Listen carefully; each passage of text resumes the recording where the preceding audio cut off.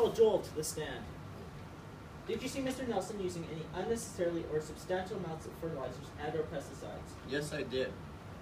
Could you see what kind of fertilizers or pesticides he's using? I saw him use isoproton and Buddy Sand. Was he using these fertilizers excessively? Yes, he was using them way too much. I have seen him put fertilizers on his crops at least once a month. Mr. Nelson was only using these fertilizers to protect his crops from unwanted insects and weeds. I would like to point out to the court that all the food I have grown this year was sent to Africa to the people that can't get as much food as we can here in Canada.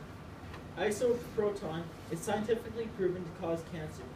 So what you're saying to me is instead of people dying from hunger, which they don't often, they will die from cancer, which they can't cure because they don't have proper health care. Mr. Nelson has used these pesticides to help stop disease outbreaks. By using too much of these pesticides, it is poisoning the water.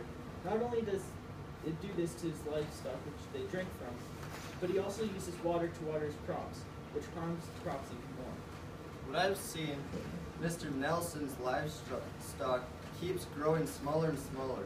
I'm guessing this is from the pesticide poisoning in the water. I have sold some of my livestock so that I had room to grow more crops for the people of Africa. Exactly. Mr. Nelson is clearly just trying to help the hungry. Yeah, by poisoning their food. The defendant, Mr. Nelson, is clearly guilty. Case closed.